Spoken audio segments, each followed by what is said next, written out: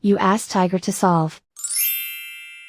This deals with linear equations with one unknown. The final result is x equals 11. Let's solve it step by step. Group all x terms on the left side of the equation. Subtract 5x from both sides. Group like terms. Simplify the arithmetic. Group like terms.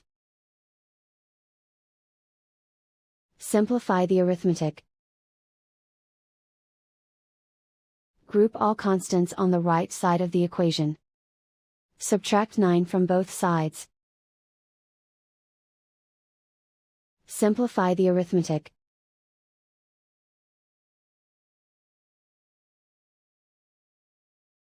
And so the final result is x equals 11.